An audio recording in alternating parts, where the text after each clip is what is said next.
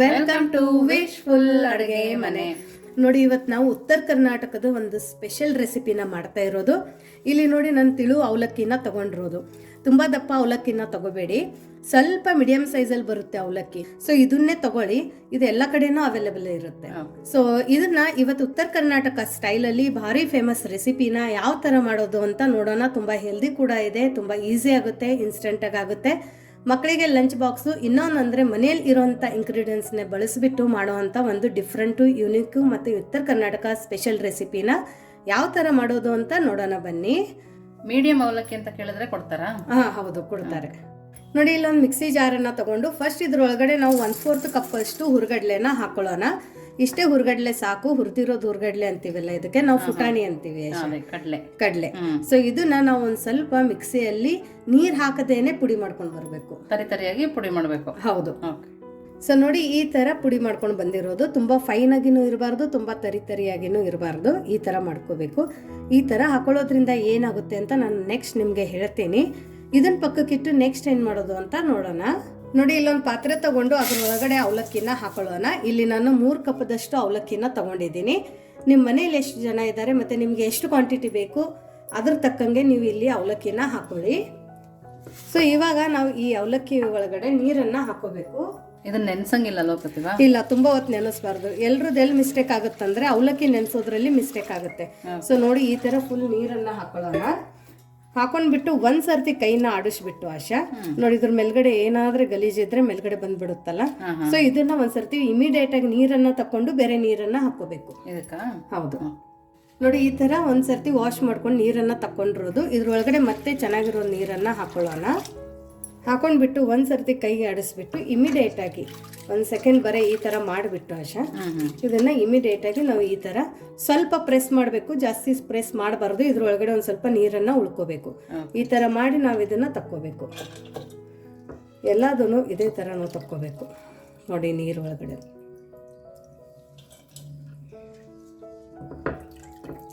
ಜಾಸ್ತಿ ಹಾರ್ಡಾಗಿ ಪ್ರೆಸ್ ಮಾಡಬೇಡಿ. ಇದನ್ನ ಜಾಸ್ತಿ ನೆನ್ಸಂಗೆ ಇಲ್ಲ, ಬರೀ ತೊಳ್ಕೊಳ್ಳೋದಷ್ಟೇ. ಅಷ್ಟೇ. ಸೊ ನೋಡಿ, ಎಲ್ಲದನ್ನು ನೀರಿಂದ ನಾನು ಈ ಥರ ತಗೊಂಡು ಬಂದಿದ್ದೀನಿ. ಇದ್ರ ಮೇಲ್ಗಡೆ ಒಂದು ಸ್ವಲ್ಪ ನೀರು ಥರ ಕಾಣಿಸ್ತಾ ಇರ್ಬೋದು. ಸೊ ಇವಾಗ ನಾವು ಏನು ಮಾಡ್ಬೇಕಂದ್ರೆ ಇದ್ರ ಒಳಗಡೆ ಇವಾಗ ನಾವು ಹುರ್ಗಡ್ಲೆ ಪುಡಿನ ಮಾಡ್ಕೊಂಡಿದ್ವಲ್ಲ ಆಶಾ, ಹುರ್ಗಡ್ಲೆ ಪುಡಿನ ಇದ್ರ ಒಳಗಡೆ ಹಾಕೊಳ್ಳೋಣ. ಈಗಲೇ ಹಾಕೊಬೇಕಾ? ಹೌದು. ಯಾಕಂದ್ರೆ ಇವಾಗ ನಾವು ಅವಲಕ್ಕಿ ನೀರಿಂದ ತೆಗ್ದಿರ್ತೀವಿ, ಒಳಗಡೆ ನೀರಿರುತ್ತೆ. ಅವಲಕ್ಕಿ ತುಂಬಾ ಬೇಗ ನೀರನ್ನ ಅಬ್ಸರ್ವ್ ಮಾಡ್ಕೊಳ್ಳುತ್ತೆ. ಸೊ ಈ ಒಳಗಡೆ ಅವಲಕ್ಕಿ ಒಳಗಡೆ ಎಷ್ಟು ನೀರು ಇರಬೇಕು ಅಷ್ಟೇ ನೀರು ಇರಬೇಕು. ಅಂದ್ರೆ ನಾವು ಈ ತರ ಹುರ್ಗಡ್ಲೆನ ಹಚ್ಕೊಂಡ್ ಬಿಟ್ರೆ ಇದೊಂದು ಸ್ವಲ್ಪ ಡ್ರೈ ಆಗಿ ನಮ್ಗೆ ಕರೆಕ್ಟ್ ಆಗಿ ಸಾಫ್ಟ್ ಅಲ್ಲಿ ಅವಲಕ್ಕಿ ಚೆನ್ನಾಗಿ ಬರುತ್ತೆ. ಸೊ ಇದು ಒಂದು ತುಂಬಾ ಇಂಪಾರ್ಟೆಂಟ್ ಟ್ರಿಕ್ ಇದೆ. ನಾವು ಉತ್ತರ ಕರ್ನಾಟಕದವ್ರದ್ದು ಅವಲಕ್ಕಿ ಯಾಕೆ ಇಟ್ಟು ಚೆನ್ನಾಗಾಗುತ್ತೆ ಅನ್ನೋದಕ್ಕೆ ಇದೇ ಮೇನ್ ಟ್ರಿಕ್. ತುಂಬಾ ಜನ ಕೇಳಿದ್ರು ಅವಲಕ್ಕಿ ರೆಸಿಪಿ ಮಾಡಿ ಅಂತ. ಹೌದು. ಸೊ ನೋಡಿ, ಇವಾಗ ಇದು ಹುರ್ಗಡ್ಲೆ ಪುಡಿ ಹೆಚ್ಚಿದ ನಂತರ ಈ ತರ ಆಗುತ್ತೆ ಅವಲಕ್ಕಿ. ಆಮೇಲೆ ನಮ್ದು ಒಗ್ಗರಣೆ ಎಲ್ಲ ಆಗೋ ತನಕ ಇನ್ನ ಬಿಡ ಆಗಿ ತುಂಬಾ ಚೆನ್ನಾಗಾಗುತ್ತೆ. ಇದನ್ನ ಪಕ್ಕಕ್ಕಿಟ್ಟು ನೆಕ್ಸ್ಟ್ ಏನ್ ಮಾಡೋದು ಅಂತ ನೋಡೋಣ ಬನ್ನಿ. ನೋಡಿ, ಇಲ್ಲೊಂದು ಪಾತ್ರೆನ ಇಟ್ಕೊಂಡಿರೋದು. ಇದ್ರೊಳಗಡೆ ಸ್ವಲ್ಪ ಎಣ್ಣೆನ ಹಾಕೊಳ್ಳೋಣ. ಎಷ್ಟೆಣ್ಣೆ ಹಾಕೋಬೇಕು? ಅವಲಕ್ಕಿಗೆ ಆಶಾ ಒಂದ್ ಸ್ವಲ್ಪ ಎಣ್ಣೆ ಜಾಸ್ತಿ ಬೇಕಾಗತ್ತೆ. ನೀವು ಕಡಿಮೆ ಎಣ್ಣೆಯಲ್ಲಿ ಅವಲಕ್ಕಿ ಮಾಡ್ತೀನಿ ಅಂದ್ರೆ ನಿಮ್ಗೆ ಟೇಸ್ಟ್ ಚೆನ್ನಾಗಿ ಬರಲ್ಲ. ಅವಲಕ್ಕಿ ಆಗ್ಲಿ ಉಪ್ಪಿಟ್ಟಾಗ್ಲಿ ಅದಕ್ಕೊಂದ್ ಸ್ವಲ್ಪ ಎಣ್ಣೆನ ಜಾಸ್ತಿ ಹಾಕಿದ್ರೆ ಅದ್ರ ರುಚಿ ಕರೆಕ್ಟಾಗಿ ಬರುತ್ತೆ. ಇಲ್ಲ ಕಡಿಮೆ ಎಣ್ಣೆಯಲ್ಲಿ ಅಂದ್ರೆ ಡ್ರೈ ಆಗ್ಬಿಟ್ಟು ತಿನ್ಬೇಕಾದ್ರೆ ತುತ್ತು ಸಿಗುತ್ತೆ. ಸೊ ಹಾಗಾಗಿ ಅವಲಕ್ಕಿಗೆ ಒಂದ್ ಸ್ವಲ್ಪ ಎಣ್ಣೆನ ನಾನು ಇಲ್ಲಿ ಒಂದ್ ಸ್ವಲ್ಪ ಜಾಸ್ತಿ ಹಾಕೊಂಡಿರೋದು. ಇದು ಎಣ್ಣೆ ಚೆನ್ನಾಗಿ ಬಿಸಿ ಆಗ್ಲಿ. ನೋಡಿ, ಎಣ್ಣೆ ಚೆನ್ನಾಗಿ ಕಾಯ್ದ ನಂತರ ಸಾಸಿವೆ ಜೀರಿಗೆನ ಇದ್ರೊಳಗಡೆ ಹಾಕೊಳ್ಳೋಣ. ಚೆನ್ನಾಗಿ ಸಿಡಿಬೇಕು. ಮತ್ತೆ ಇನ್ನೊಂದಂದ್ರೆ ಆಶಾ, ಅವಲಕ್ಕಿ ಮಾಡ್ಬೇಕಂದ್ರೆ ಫ್ಲೇಮ್ ಅನ್ನ ಹಾಯಿಯಲ್ಲಿನೇ ಇಟ್ಕೋಬೇಕು. ಬೇಗನೂ ಆಗುತ್ತೆ. ಹೌದು, ತುಂಬಾ ಬೇಗ. ಒಂದ್ 5 ನಿಮಿಷದಲ್ಲಿ ನೀವು ಮಾಡ್ಕೋಬಹುದು. ಮನೆಗೆ ಯಾರಾದ್ರೂ 25 ಜನ ಗೆಸ್ಟ್ ಬಂದಿದ್ರು ತರಕಾರಿನ ಕಟ್ ಮಾಡ್ಕೊಂಡು ಇಟ್ಬಿಟ್ರೆ ಇಮಿಡಿಯೇಟ್ ಆಗಿ ನೆನೆಸಿ ಇಮಿಡಿಯೇಟ್ ಆಗಿ ಒಗ್ಗರಣೆನ ಹಾಕೋಬಹುದು. 50 ಜನಕ್ಕೂ ನೀವು ಅರ್ಧ ಗಂಟೆಯಲ್ಲಿ ಮಾಡ್ಕೋಬಹುದು. ಇವಾಗ ಸಾಸಿವೆ ಜೀರಿಗೆ ಸಿಡಿಬೇಕಾದ್ರೆ ಇದ್ರೊಳಗಡೆ ಹಸಿಮೆಣಸಿನಕಾಯಿನ ಹಾಕೊಳ್ಳೋಣ. ಈರುಳ್ಳಿ ಸಣ್ಣದಾಗಿ ಹೆಚ್ಚಿರೋದು ಈರುಳ್ಳಿನ ಹಾಕೊಳ್ಳಿ.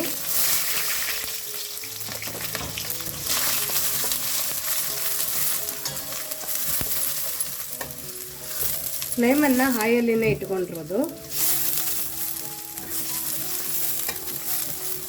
ದಪ್ಪ ತಳ ಇರೋ ಪಾತ್ರೆನೇ ತಗೊಳ್ಳಿ. ಇಲ್ಲಿ ಈರುಳ್ಳಿದು ಹಸಿ ವಾಸನೆ ಹೋಗೋತನ ಅಷ್ಟೇ ಹುರ್ಕೋಬೇಕು ನಾವು. ಕೆಂಪಾಗಂಗೇನಿಲ್ಲ ಅಲ್ಲ? ಏನಿಲ್ಲ, ಸ್ವಲ್ಪ ಹಸಿ ವಾಸನೆ ಜಾಸ್ತಿ ಇರುತ್ತಲ್ಲ ಈರುಳ್ಳಿಗೆ, ಅದು ಹೋಗೋ ತನಕ ಅಷ್ಟೇ ಹುರ್ಕೋಬೇಕು. ಇವನ್ ಈರುಳ್ಳಿ ತಿನ್ನಲ್ಲ ಅನ್ನೋರು ಆಶಾ ಈರುಳ್ಳಿನ ಸ್ಕಿಪ್ ಮಾಡ್ಕೋಬಹುದು. ಸ್ಕಿಪ್ ಮಾಡಿಕೊಂಡು ಬೇರೆ ತರಕಾರಿಗಳನ್ನ ಹಾಕೋಬಹುದು. ಸೊ ನೋಡಿ, ಇವಾಗ ಈರುಳ್ಳಿ ಒಳಗಡೆದು ಹಸಿ ವಾಸನೆ ಹೋಗಿದೆ. ಇವಾಗ ನಾವು ಇದ್ರ ಒಳಗಡೆ ಸಣ್ಣದಾಗಿ ಕಟ್ ಮಾಡ್ಕೊಂಡಿರುವಂಥ ಕ್ಯಾಬೇಜನ್ನು ಹಾಕೋತಾ ಇರೋದು. ಎಲೆಕೋಸು. ಹೌದು, ಸ್ವಲ್ಪ ಸಣ್ಣದಾಗಿ ಕಟ್ ಮಾಡ್ಕೊಂಡಿರುವಂಥ ಕ್ಯಾರೆಟು, ಗಜರೆಕಾಯಿ, ಅದ್ರ ಜೊತೆನೆ ಇಲ್ಲಿ ನಾನು ಟೊಮೆಟೊ ಕೂಡ ಹಾಕೋತಾ ಇದ್ದೀನಿ, ಸಣ್ಣದಾಗಿ ಹೆಚ್ಕೊಂಡಿರುವಂಥದ್ದು. ಸೊ ನೋಡಿ, ಇಷ್ಟೆಲ್ಲ ತರಕಾರಿ ಹಾಕಿ ಮಾಡ್ತಾ ಇದ್ದೀನಿ. ನಮ್ಗೆ ಬೇಡ ಬರೀ ಈರುಳ್ಳಿಯಲ್ಲಿ ಮಾಡ್ಕೋತೀವಿ ಅಂದ್ರೂ ಬರೀ ಈರುಳ್ಳಿಯಲ್ಲಿನೂ ಕೂಡ ಈ ರೆಸಿಪಿ ಆಗುತ್ತೆ. ಈರುಳ್ಳಿ ತಿನ್ನಲ್ಲ ಅನ್ನೋರು ಈ ಮಿಕ್ಕಿರೋದೆಲ್ಲ ತರಕಾರಿನೂ ಹಾಕೋಬಹುದು. ಇದಕ್ಕೇನೆ ಒಂದು ಸ್ವಲ್ಪ ಸಣ್ಣದಾಗಿ ಕಟ್ ಮಾಡ್ಕೊಂಡಿರೋಂಥ ಕ್ಯಾಪ್ಸಿಕಮ್, ಹಸಿ ಬಟಾಣಿ, ಕರಿಬೇವು, ನೋಡಿ ಹುರಿದಿರೋದು ಕಡಲೆ ಬೀಜನ ಹಾಕೋತಾ ಇರೋದು,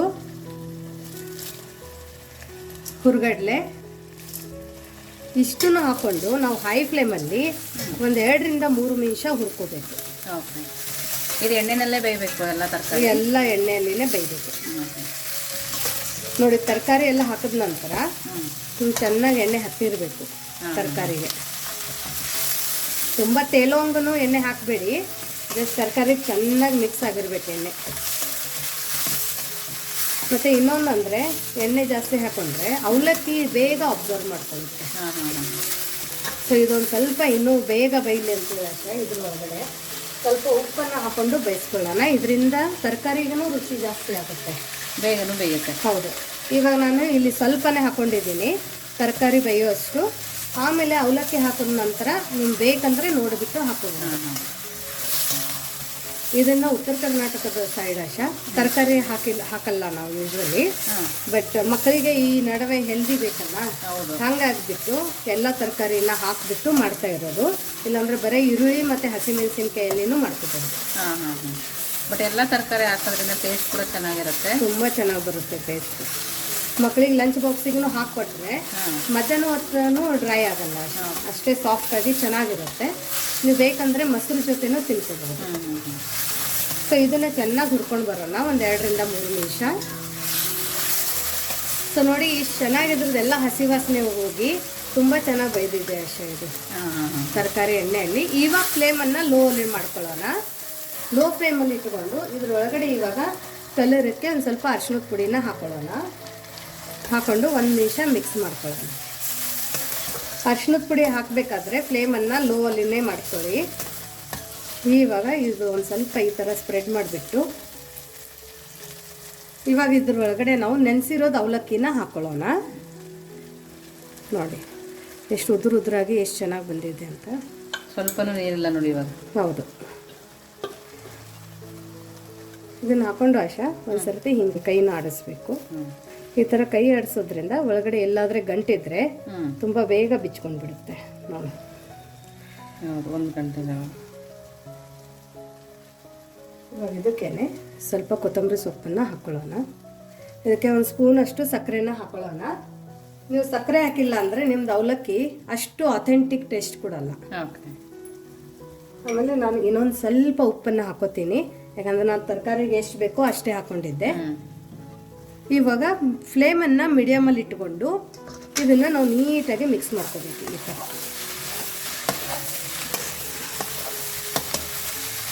ಮೀಡಿಯಮ್ ಫ್ಲೇಮಲ್ಲಿನೇ ಈ ಥರ ಮಿಕ್ಸ್ ಮಾಡ್ಕೋಬೇಕು. ಇದೇನು ಜಾಸ್ತಿ ಹೊತ್ತು ನಾವು ಕೈ ಆಡಿಸ್ಬೇಕಂತೇನಿಲ್ಲ. ನೋಡೋಕೆ ಕೂಡ ಎಷ್ಟು ಚೆನ್ನಾಗಿ ಕಾಣಿಸ್ತದೆ ನೋಡಿ, ಕಲರ್ಫುಲ್ ಆಗಿದೆ. ಹೌದು, ಒಂದು ಸರ್ತಿ ಇವಾಗ ಮಿಕ್ಸ್ ಆದ ನಂತರ ಆಶಾ ಫ್ಲೇಮನ್ನು ಲೋಲ್ ಮಾಡ್ಕೋಬೇಕು. ಸೊ ನೋಡಿ, ಇದೆಲ್ಲ ತುಂಬ ಚೆನ್ನಾಗಿ ಇವಾಗ ಮಿಕ್ಸ್ ಆಗಿದೆ. ಇದನ್ನು ಇವಾಗ ಸರ್ವ್ ಮಾಡೋಕ್ಕೆ ರೆಡಿಯಾಗಿದೆ. ನಿಮ್ಗೆ ತೋರಿಸ್ತೀನಿ ಸರ್ವ್ ಮಾಡಬೇಕಾದ್ರೆ ಇದೆಷ್ಟು ಉದ್ರಾಗಾಗಿದೆ ಅಂತ. ಸೊ ನೋಡಿ, ನಮ್ಮದು ಉತ್ತರ ಕರ್ನಾಟಕದ್ದು ಬಿಸಿ ಬಿಸಿ ಅವಲಕ್ಕಿ ರೆಡಿಯಾಗಿದೆ. ಎಷ್ಟೆಲ್ಲ ಟಿಪ್ಸನ್ನು ಯೂಸ್ ಮಾಡಿಬಿಟ್ಟು ಎಷ್ಟು ಈಸಿಯಾಗಿ ನಾವು ಅವಲಕ್ಕಿನ ಮಾಡ್ಕೋಬೋದು ಅನ್ನೋದನ್ನು ನೀವು ನೋಡಿದ್ದೀರಾ. ಸೊ ಇದ್ರ ಒಳಗಡೆ ಏನೇನು ಹಾಕಿದ್ದೀವಿ ಅಂತಲೂ ನಿಮ್ಗೆ ಗೊತ್ತು. ಅವಲಕ್ಕಿ ಸ್ಟಿಕ್ಕಿ ಆಗಬಾರ್ದಂತನೂ ನಾನು ನಿಮಗೆ ಟಿಪ್ಸನ್ನು ಹೇಳಿದ್ದೀನಿ. ಅದೇ ಥರ ನೀವು ಫಾಲೋ ಮಾಡಿ ಈ ಥರ ಅವಲಕ್ಕಿನ ಮಾಡಿ 50 ಜನಕ್ಕೆ ಒಂದು ಅರ್ಧ ಗಂಟೆಯಲ್ಲಿನೂ ನೀವು ಅವಲಕ್ಕಿನ ಮಾಡ್ಕೋಬೋದು. ಸೊ ಈ ಅವಲಕ್ಕಿ ನೋಡೋಕ್ಕೆ ಎಷ್ಟು ಚೆನ್ನಾಗಿದೆ ನೋಡಿ, ಅಷ್ಟೇ ಉದ್ರಾಗಿದೆ. ಇವಾಗ ಈ ಅವಲಕ್ಕಿ ಅಂದರೆ ಲಿಂಬೆಹಣ್ಣು ಇರಲೇಬೇಕು. ಇದಕ್ಕೆ ಒಂದು ಸ್ವಲ್ಪ ಲಿಂಬೆ ರಸನ ಹಾಕೊಳ್ಳೋಣ. ಲಿಂಬೆ ರಸ ಬೇಡ ಅಂದರೆ ನೀವು ಮೊಸರು ಕೂಡ ಹಾಕೋಬೋದು, ತುಂಬ ಸಖತ್ತಾಗಿರುತ್ತೆ. ಸೊ ನೋಡಿ, ಲಿಂಬೆ ರಸ ಹಾಕಿದ ನಂತರ ಇದನ್ನು ಮಿಕ್ಸ್ ಮಾಡ್ಕೊಳ್ಳೋಣ. ನಿಮಗೆ ಇದೇ ಥರ ಅವಲಕ್ಕಿನ ಮಹಾರಾಷ್ಟ್ರ ಸ್ಟೈಲಲ್ಲಿ ಕಾಂದಾ ಪೋಹೆ ಅವಲಕ್ಕಿ ತಿನ್ನೋಂಗಿದ್ರೆ ಕಮೆಂಟ್ ಹಾಕಿ, ಆ ರೆಸಿಪಿ ಕೂಡ ನಿಮಗೆ ತೊಗೊಂಡು ಬರ್ತೀನಿ. ಸೊ ನೋಡಿ, ಇದು ಮಿಕ್ಸ್ ಮಾಡಿದ ನಂತರ ಎಷ್ಟು ಕಲರ್ಫುಲ್ಲಾಗಿ ಎಷ್ಟು ಉದ್ರಾಗಿ ಕಾಣಿಸ್ತಾ ಇದೆ ನೋಡಶ. ತುಂಬ ಚೆನ್ನಾಗಿದೆ ಪ್ರತಿಭಾ. ಚೆನ್ನಾಗಿದೆಯಾ? ತುಂಬ ಚೆನ್ನಾಗಿದೆ. ಉಪ್ಪು, ಖಾರ, ಹುಳಿ ಎಲ್ಲವೂ ಕರೆಕ್ಟಾಗಿದೆ. ಇದನ್ನು ನಮ್ಮ ಕಡೆ ಟೇಸ್ಟ್ ಮಾಡಿದವರೆಲ್ಲ ಪ್ರತಿಭಾ ಮಾಡೋದು ತುಂಬ ಚೆನ್ನಾಗಿದೆ ಅಂತ ಹೇಳಿದ್ದಾರೆ. ಈ ಸೈಡ್ ಸುಮಾರು ಜನ ಕೇಳಿದ್ದಾರೆ. ಹೌದು. ಸೊ ಅದಕ್ಕೋಸ್ಕರ ಇವತ್ತು ಈ ಅವಲಕ್ಕಿ ರೆಸಿಪಿನ ನಾನು ಅವ್ರಿಗೋಸ್ಕರ ಮಾಡಿದ್ದೀನಿ. ಯಾಕಂದರೆ ಉತ್ತರ ಕರ್ನಾಟಕದವರು ಅಂದರೆ ನೀವು ಅವಲಕ್ಕಿನ ಹೆಂಗೆ ಮಾಡ್ತೀರಾ, ಜೋಳದ ರೊಟ್ಟಿನ ಹೆಂಗೆ ಮಾಡ್ತೀರಾ ಅಂತ ಫಸ್ಟ್ ಕ್ವಶನ್ ಇರುತ್ತೆ. ಸೊ ಜೋಳದ ರೊಟ್ಟಿನೂ ಮಾಡಿ ಹಾಕಿದ್ದೀವಿ, ಆ ವಿಡಿಯೋನೂ ನಿಮಗೆ ಸಿಗುತ್ತೆ. ಅದ್ರ ಜೊತೆ ಬದನೆಕಾಯಿ ಎಣ್ಗಾಯಿನೂ ಕೂಡ ಈಸಿಯಾಗಿ ಯಾವ ಥರ ಮಾಡೋದು ಅಥೆಂಟಿಕ್ ವೇಯಿಂದನೂ ಇದೆ. ಇವತ್ತು ಈ ಅವಲಕ್ಕಿ ರೆಸಿಪಿನೂ ಕೂಡ ನಾನು ಹಾಕ್ತಾ ಇದ್ದೀನಿ. ಸೊ ನಿಮಗೆ ಈ ಅವಲಕ್ಕಿ ರೆಸಿಪಿ ಹೇಗೆ ಅನ್ನಿಸ್ತು ಅಂತ ಕಮೆಂಟ್ ಮೂಲಕ ತಿಳಿಸೋದನ್ನು ಮರಿಬೇಡಿ. ನಾನು ಇದನ್ನು ತಿಂದ್ಬಿಟ್ಟಿರ್ತೀನಿ. ತುಂಬ ಸಖತ್ತಾಗಿದೆ. ಎಷ್ಟು ಚೆನ್ನಾಗಿದೆ ಅಂದರೆ ಇದು ಇಡೀ ತಟ್ಟೆ ಮಕ್ಕಳೇ ಖಾಲಿ ಮಾಡ್ತಾರೆ. ಹೌದು, ಅಷ್ಟೇ ಸಾಫ್ಟಾಗಿದೆ ಆ ಅವಲಕ್ಕಿ. ಆಮೇಲೆ ಒಳಗಡೆ ಹಾಕಿರೋದು ತರಕಾರಿ, ಆ ಕ್ರಂಚಿನೆಸ್ಸು ತುಂಬ ಸಖತ್ತಾಗಿ ಸಿಗ್ತಾ ಇದೆ. ಹುರ್ಗಡ್ಲೆ, ಕಡಲೆ ಬೀಜ, ಆಮೇಲೆ ಮಕ್ಕಳು ಅನ್ನಲ್ಲ ಇದ್ರೊಳಗಡೆ ಯಾವ ತರಕಾರಿ ಹಾಕಿದ್ದೀವಿ, ಏನು ಹಾಕಿದ್ದೀವಿ ಅಂತಲೇ ಗೊತ್ತಾಗಲ್ಲ, ಅಷ್ಟು ಚೆನ್ನಾಗಿ ರೆಸಿಪಿ ಆಗಿದೆ. ನಿಮಗೆ ಈ ಉತ್ತರ ಕರ್ನಾಟಕ ಅವಲಕ್ಕಿ ರೆಸಿಪಿ ಇಷ್ಟ ಆಗಿದ್ರೆ ಕಮೆಂಟ್ ಮೂಲಕ ತಿಳಿಸೋದನ್ನು ಮರಿಬೇಡಿ. ಮೊದಲಿಗೆ ಒಂದು ಮಿಕ್ಸಿ ಜಾರ್ನ ತಗೊಬೇಕು. ಇದ್ರ ಒಳಗಡೆ ಆಶಾ 1 ಕಪ್ದಷ್ಟು ರವೆನ ತಗೊಂಡಿರೋದು. ಯಾವ ರವೆ ಪ್ರತಿಭಾ? ದಪ್ಪ ರವೆ, ಉಪ್ಪಿಟ್ಟಿನ ರವೆ. ಇದೇ ನಮ್ಗೆ ಹುರಿಯೋಂಗಿಲ್ಲ, ಹಸಿದೇ ಯೂಸ್ ಮಾಡೋದು. ಸೊ ಇದೇ ದಪ್ಪ ರವಕ್ಕೆ ಇಲ್ಲಿ ನಾನು 1 ಕಪ್ ದಪ್ಪ ರವೆಗೆ ಅರ್ಧ ಕಪ್ದಷ್ಟು ಅವಲಕ್ಕಿನ ತಗೊಂಡಿರೋದು. ತೋರಿಸಿದ್ದೀನಿಲ್ಲ ನಿಮ್ಗೆ ಆಗಾಳಿ, ಆ ಅವಲಕ್ಕಿನೇ ತಿಳೋ ಅವಲಕ್ಕಿ ಮೀಡಿಯಂ ಬರುತ್ತಲ್ಲ. ಮತ್ತೆ ಪೇಪರ್ ಅವಲಕ್ಕಿನೂ ತಗೋಬಾರ್ದು, ಇಲ್ಲ ನಾವು ಮಾಡೋ ತುಂಬಾ ಸಾಫ್ಟ್ ಆಗುತ್ತೆ. ನಾವು ಮಾಡುವಂತ ರೆಸಿಪಿ ಅಷ್ಟು ಕರೆಕ್ಟ್ ಆಗಿ ಬರಲ್ಲ, ಅದಕ್ಕೆ ಟೆಕ್ಸ್ಚರು ಬರಲ್ಲ. ಸೊ ನಾರ್ಮಲ್ ಆಗಿ ಮೀಡಿಯಂ ಅವಲಕ್ಕಿನೇ ತಗೊಳ್ಳಿ. ಇಲ್ಲ ಇದ್ರಕ್ಕಿಂತ ದಪ್ಪ ಅವಲಕ್ಕಿ ತಗೋತೀನಿ ಅಂದ್ರೆ ಅದನ್ನ ನೆನೆ ಹಾಕ್ಬೇಕಾಗತ್ತೆ ಒಂದು 5 ನಿಮಿಷ ನೆನೆಸ್ಬಿಟ್ಟು ಆಮೇಲೆ ಮಿಕ್ಸಿ ಜಾರ್ಗೆ ಹಾಕೋಬೇಕಾಗುತ್ತೆ. ಹೌದು, ಇದು ಅಂದ್ರೆ ನಾವು ಡೈರೆಕ್ಟ್ ಆಗಿ ಹಾಕೋಬಹುದು. ಇವಾಗ ಫಸ್ಟ್ ಇದು ಎರಡೂನು ಆಶಾ ಸಣ್ಣದಾಗಿ ರುಬ್ಕೊಂಡ್ ಬರೋಣ. ನೀರ್ ಹಾಕದೆ ರುಬ್ಕೊಂಡ್ ಬರ್ಬೇಕು, ಪೌಡರ್ ತರನೇ ರುಬ್ಕೊಂಡ್ ಬರ್ಬೇಕು. ಹೌದು ನೋಡಿ, ಈ ತರ ನಾವು ಸಣ್ಣದಾಗಿ ಪೌಡರ್ ತರ ರುಬ್ಕೊಂಡು ಬಂದಿರೋದು. ಇದ್ರೊಳಗಡೆ ನೀರು ಹಾಕಿಲ್ಲ, ಇದೇ ತರ ನಾವು ಪೌಡರ್ ಮಾಡ್ಕೊಂಡು ಬರಬೇಕು. ಸೊ ಇವಾಗ ಆಶಾ ಇದ್ರೊಳಗಡೆ 1 ಕಪ್ದಷ್ಟು ಮೊಸರನ್ನ ಹಾಕೋತಾ ಇದ್ದೀನಿ. ಯಾವ ಮೊಸರು ಆದ್ರೂ ಆಗುತ್ತೆ ಪ್ರತಿಭಾ? ಯಾವ ಮೊಸರು ಆದ್ರೂ ಆಗುತ್ತೆ. ಜಾಸ್ತಿ ಹುಳಿ ಮೊಸರು ಇದ್ರೆ 1 ಕಪ್ದಷ್ಟು ಹಾಕೋಬೇಡಿ, ಅರ್ಧ ಕಪ್ಪಿನಕಿಂತ ಒಂದ್ ಸ್ವಲ್ಪ ಜಾಸ್ತಿ ಹಾಕೊಳ್ಳಿ. ಇಲ್ಲ ಸಪ್ಪೆ ಇದೆ ಅಂದ್ರೆ 1 ಕಪ್ ಹಾಕೊಳ್ಳಿ. ಎಷ್ಟು ರವೆ ಅಷ್ಟು ಮೊಸರು. ಹುಳಿ ಇದ್ರೆ ಮಾತ್ರ ಸ್ವಲ್ಪ ಕಡಿಮೆ ಹಾಕೊಳ್ಳಿ. ಸೊ ಇದಕ್ಕೇನೆ ಒಂದ್ ಸ್ವಲ್ಪ ನೀರನ್ನ ಹಾಕೊಂಡು ನಾವು ಫೈನ್ ಆಗಿ ದೋಸೆ ಹದದ ತರ ರುಬ್ಕೊಂಡ್ ಬರ್ಬೇಕು. ದೋಸೆ ಬೆಟರ್ ಆಗಿರುತ್ತೋ ಹಾಗೆ ಅದೇ ತರ ರುಬ್ಕೊಂಡ್ ಬರ್ಬೇಕು. ನೋಡಿ, ನಾವು ಈ ತರ ಸಣ್ಣದಾಗಿ ರುಬ್ಕೊಂಡ್ ಬಂದಿದೀವಿ. ಇದನ್ನೀಗ ಸಪ್ರೇಟ್ ಒಂದು ಬೌಲ್ ಒಳಗಡೆ ಹಾಕೊಳ್ಳೋಣ. ನೋಡಿ, ಇವಾಗ ಒಂದು ಬೌಲಲ್ಲಿ ನಾವು ಮಾಡ್ಕೊಂಡಿರುವಂಥ ಬ್ಯಾಟರನ್ನು ಹಾಕೊಳ್ಳೋಣ. ಇದೇ ಮಿಕ್ಸಿ ಜಾರಕ್ಕೆ ಸ್ವಲ್ಪ ನೀರು ಹಾಕೊಳ್ಳೋಣಂತೆ. ನೋಡಿ, ಅದೇ ಮಿಕ್ಸಿ ಜಾರಕ್ಕೆ ಒಂದು ಸ್ವಲ್ಪ ನೀರನ್ನು ಹಾಕೋತಾ ಇರೋದು. ತುಂಬ ಥಿಕ್ಕಾಗಿ ಇರಬಾರ್ದು ಬ್ಯಾಟರು, ಸ್ವಲ್ಪ ಥಿನ್ನಾಗಿನೇ ಇರಬೇಕು. ಸೊ ನೋಡಿ, ಇದು ನೀಟಾಗಿ ಒಂದು ಸರ್ತಿ ನಾವು ಮಿಕ್ಸ್ ಮಾಡ್ಕೊಳ್ಳೋಣಂತೆ. ಚೆನ್ನಾಗಿ ಮಿಕ್ಸ್ ಮಾಡ್ಕೋಬೇಕು, ಗಂಟಿಲ್ಲದೆ ಇರೋ ಥರ ಮಿಕ್ಸ್ ಮಾಡ್ಕೊಬೇಕಲ್ವಾ? ಹೌದು, ಆಲ್ರೆಡಿ ನಾವು ಮಿಕ್ಸಿಗೆ ಹಾಕೋದ್ರಿಂದ ಇದ್ರೊಳಗಡೆ ಯಾವುದೇ ಥರ ಗಂಟು ಬರಲ್ಲ ಆಶಾ. ಸೊ ಹಾಗಾಗಿ ನೀರು ಹಾಕಿರ್ತೀವಲ್ಲ ಮೇಲ್ಗಡೆಯಿಂದ, ಹೌದು, ಹಾಗಾಗಿ ಇದನ್ನು ಒಂದು ಸ್ವಲ್ಪ ಮಿಕ್ಸ್ ಮಾಡ್ಕೊಳ್ಳೋಣ. ಸೊ ನೋಡಿ, ಇವಾಗ ಇದು ಮಿಕ್ಸ್ ಆದ ನಂತರ ಇವಾಗ ಇದ್ರ ಮೇಲ್ಗಡೆ ಒಂದು ಲಿಡ್ಡನ್ನು ಮುಚ್ಚಿಬಿಟ್ಟು ಒಂದು 5 ನಿಮಿಷ ಪಕ್ಕಕ್ಕಿಟ್ಟು ನೆಕ್ಸ್ಟ್ ಏನು ಮಾಡೋದು ಅಂತ ನೋಡೋಣ ಬನ್ನಿ.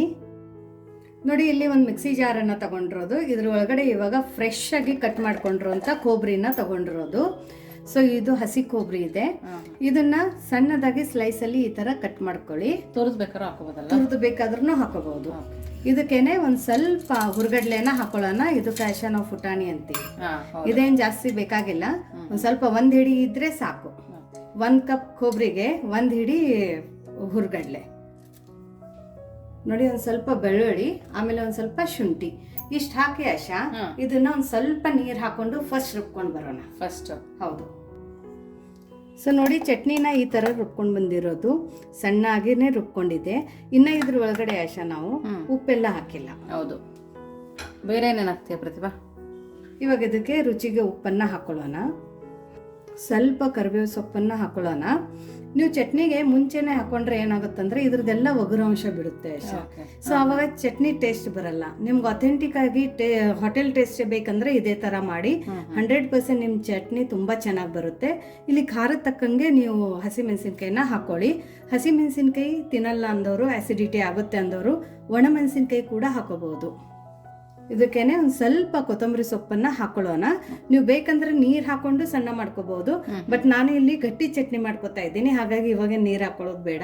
ಹಾಗೇನೆ ಒಂದ್ 2 ಸರ್ತಿ ಇದನ್ನ ಸಣ್ಣ ಮಾಡ್ಕೊಂಡು ನೋಡಿ. ಕಲರ್ ಎಷ್ಟು ಪರ್ಫೆಕ್ಟ್ ಆಗಿ ಎಷ್ಟು ಚೆನ್ನಾಗಿ ಬಂದಿದೆ ಅಂತ. ಇನ್ನು ನಿಮ್ಗೆ ಗ್ರೀನ್ ಕಲರ್ ಬೇಕಂದ್ರೆ ಒಂದ್ ಸ್ವಲ್ಪ ಕರಿಬೇವು ಸೊಪ್ಪು ಮತ್ತೆ ಕೊತ್ತಂಬರಿ ಸೊಪ್ಪನ್ನ ಜಾಸ್ತಿ ಹಾಕೊಂಡಿದ್ರೆ ಇನ್ನೂ ಕಲರ್ ಡಾರ್ಕ್ ಆಗಿ ಬರುತ್ತೆ. ಬಟ್ ನಂಗೆ ಲೈಟ್ ಗ್ರೀನ್ ಕಲರ್ ಇಷ್ಟ ಅಂತ ಹೇಳ್ಬಿಟ್ಟು ಈ ತರ ಹಾಕೊಂಡಿರೋದು. ಸೊ ಇವಾಗ ಈ ಚಟ್ನಿನ ಪಕ್ಕಕ್ಕೆ ಇಡೋಣ. ಚಟ್ನಿ ರೆಡಿ ಆಗಿದೆ. ನೀವು ಬೇಕಂದ್ರೆ ಇದಕ್ಕೆ ಒಗ್ಗರಣೆನ ಹಾಕೊಳ್ಳಿ, ಬಟ್ ನಾನು ಇವತ್ತು ಇದಕ್ಕೆ ಒಗ್ಗರಣೆ ಹಾಕೋತಾ ಇಲ್ಲ, ಯಾಕಂದ್ರೆ ಇದು ಕಾಯಿ ಚಟ್ನಿ ಅಲ್ಲ ಆಶಾ, ತಿನ್ನೋಕ್ ತುಂಬಾ ಚೆನ್ನಾಗಿರುತ್ತೆ. ಒಗ್ಗರಣೆ ಹಾಕೊಳ್ಳಿಲ್ಲ ಅಂದ್ರೂ ಚೆನ್ನಾಗಿರುತ್ತೆ. ಸೊ ಹಾಗಾಗಿ ಇವಾಗ ಇದು ನಮ್ಮ ಚಟ್ನಿ ರೆಡಿ ಆಗಿದೆ. ಇದನ್ನ ಪಕ್ಕಕ್ಕಿಟ್ಟು ಇವಾಗ ನಮ್ದು ಬ್ಯಾಟರಿ ಏನಾಗಿದೆ ಅಂತ ನೋಡೋಣ. ಸೊ ನೋಡಿ, ನಮ್ದು ದೋಸೆ ಹಿಟ್ಟು ನೆಂದಿದೆ. ಒಂದು 5 ನಿಮಿಷ ಚಟ್ನಿ ಆಗೋತನ ನೆಂದಿದೆ ನೋಡು ಆಶಾ. ಹೌದು. ಸೊ ನೋಡಿ, ಇದ್ರ ಕನ್ಸಿಸ್ಟೆನ್ಸಿ ಇಷ್ಟಿದೆ. ಯಾಕಂದ್ರೆ ರವೆ ಹಾಕೋದ್ರಿಂದ ಸ್ವಲ್ಪ ಇದಕ್ಕೆ ನೆನೆಗೆ ಬಿಡಬೇಕು. ಇವಾಗ ಇದಕ್ಕೆ ಆಶಾ ರುಚಿಗೆ ಉಪ್ಪನ್ನ ಹಾಕೊಳ್ಳೋಣ. ಸೊ ನೋಡಿ, ಇವಾಗ ಇದಕ್ಕೆ ರುಚಿಗೆ ಉಪ್ಪನ್ನ ಹಾಕೊಳ್ಳೋಣ. ಯಾಕಂದ್ರೆ ಇನ್ನೂ ನಾವು ಉಪ್ಪು ಹಾಕೊಂಡಿಲ್ಲ. ಉಪ್ಪು ಮಾತ್ರ ನಾವು ದೋಸೆನ ಹಾಕ್ಬೇಕಾದ್ರೆ ಮಾಡ್ಕೋಬೇಕು. ಬಟ್ ಇವತ್ತು ನಾವು ದೋಸೆ ತರ ಮಾಡ್ತಾ ಇಲ್ಲ ಆಶಾ, ದೋಸೆ ಬ್ಯಾಟರೇ, ಬಟ್ ದೋಸೆ ಮಾಡ್ತಾ ಇಲ್ಲ. ಅದೇ ತರ ಇನ್ನೂ ಒಂದು ರೆಸಿಪಿನ ಮಾಡ್ತಾ ಇರೋದು. ಸೊ ನೋಡಿ, ಉಪ್ಪು ಹಾಕೊಂಡು ನೀಟಾಗಿ ಮಿಕ್ಸ್ ಮಾಡ್ಕೊಳ್ಳೋಣ. ಇವಾಗ ಇದಕ್ಕೆ ಇಲ್ಲಿ ನಾನು ಈನೋನ ಹಾಕೋತಾ ಇದ್ದೀನಿ. ನೀವು ಬೇಕಂದ್ರೆ ಕುಕ್ಕಿಂಗ್ ಸೋಡಾನು ಹಾಕೋಬಹುದು. ಒಂದು ಅರ್ಧ ಸ್ಪೂನ್ ಅಷ್ಟು ಈನೋನ ಹಾಕೊಂಡಿರೋದು, ಫ್ರೂಟ್ ಸಾಲ್ಟ್ ಈನೋ. ಸೊ ನೀವು ಬೇಕಂದ್ರೆ ಅರ್ಧ ಸ್ಪೂನ್ ಅಷ್ಟು ಕುಕ್ಕಿಂಗ್ ಅಡುಗೆ ಸೋಡಾನು ಹಾಕೋಬಹುದು. ಇಲ್ಲ ನಾವು ಸಂಜೆ ಮಾಡ್ತೀವಿ ಅಂದ್ರೆ ಹಿಟ್ಟನ್ನ ನೆನೆಯಕ್ಕೆ ಇಟ್ಬಿಟ್ಟು ಈನೋ ಸೋಡಾ ಇಲ್ಲದೇನೂ ಕೂಡ ಮಾಡ್ಕೋಬಹುದು. ಹೌದು. ಸೊ ಇವಾಗ ನಾವು ಇನ್ಸ್ಟಂಟ್ ಮಾಡ್ತಾ ಇದ್ದೀವಿ, ಹಾಗಾಗಿ ಇದು ಫರ್ಮೆಂಟ್ ಮಾಡೋಕ್ಕೆ ಇಲ್ಲಿ ಈನೋ ಅಥವಾ ಕುಕ್ಕಿಂಗ್ ಸೋಡಾನ ಬಳಸಬೇಕಾಗತ್ತೆ. ಸೊ ನೋಡಿ, ಎಷ್ಟು ಚೆನ್ನಾಗಿ ನೊರೆ ಥರ ಬಂದಿದೆ. ಬಟ್ ಚೆನ್ನಾಗಿ ಕೈ ಆಡಿಸ್ಕೊಳ್ಳಿ ಹಾಕೊಂಡ ನಂತರ. ಮಾಮೂಲು ಇಡ್ಲಿ ಬ್ಯಾಟರ್ ಹದ ಬಂದಿದೆ. ಹೌದು, ತುಂಬ ಚೆನ್ನಾಗಿ ಬಂದಿದೆ ನೋಡಿ, ಎಷ್ಟು ನೊರೆ ಅಂತ ಬಂದಿದೆ. ಸೊ ಇವಾಗ ನಾವು ಇದನ್ನ ದೋಸೆನ ಹಾಕೊಳ್ಳೋಣ. ನೋಡಿ, ಇಲ್ಲಿ ಅಪ್ಪಂ ಪ್ಯಾನನ್ನು ತಗೊಂಡಿರೋದು. ನೀವು ಬೇಕಂದ್ರೆ ನಾರ್ಮಲ್ ಪ್ಯಾನನ್ನು ಇಟ್ಕೋಬಹುದು ದೋಸೆದು.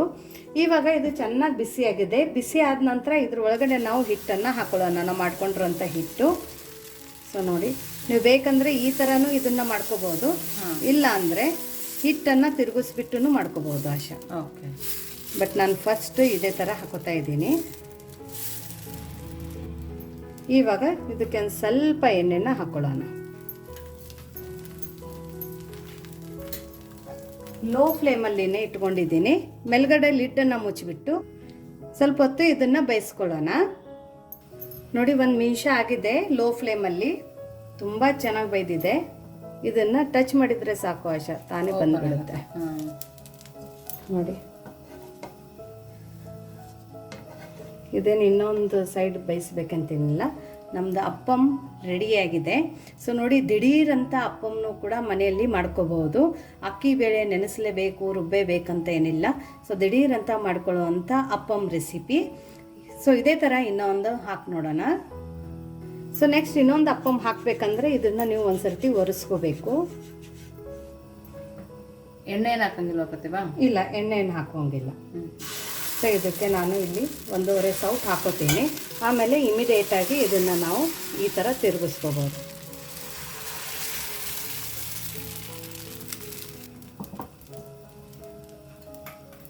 ಇವಾಗ ಸುತ್ತ ಒಂದು ಸ್ವಲ್ಪ ಆಯಿಲನ್ನು ಹಾಕೋತೀನಿ. ಹಾಕ್ಕೊಂಡು ಲಿಡ್ಡನ್ನು ಮುಚ್ಚಿಬಿಟ್ಟು ಲೋ ಟು ಮೀಡಿಯಮ್ ಫ್ಲೇಮಲ್ಲಿ ಇದನ್ನು 1 ನಿಮಿಷ ಬೇಯಿಸ್ಕೊಳ್ಳೋಣ. ಓಕೆ.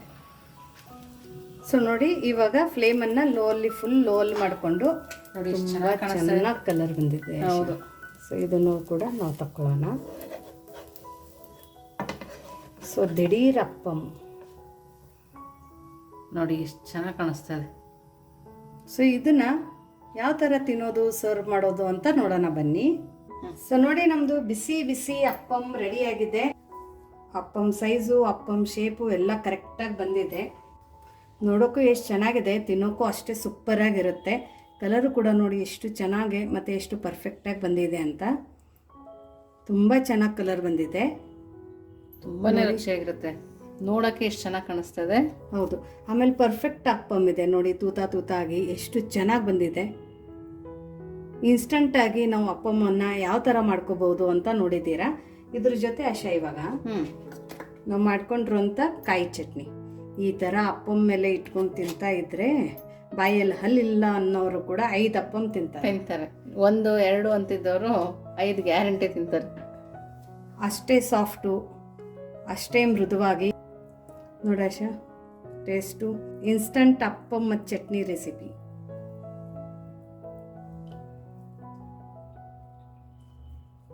ಬಾಯಿಟ್ರೆ ಮೆಲ್ಟ್ ಆಗ್ತದೆ ಪ್ರತಿಭಾ. ಚೆನ್ನಾಗಿದೆ, ಚೆನ್ನಾಗಿದೆ. ಮೊಸರು ಹುಳಿ ಯಾವುದ್ರದ್ದು ಇದಿಲ್ಲ, ತುಂಬಾನೇ ರುಚಿಯಾಗಿದೆ. ಚೆನ್ನಾಗಿದೆಯಾ? ಓಕೆ.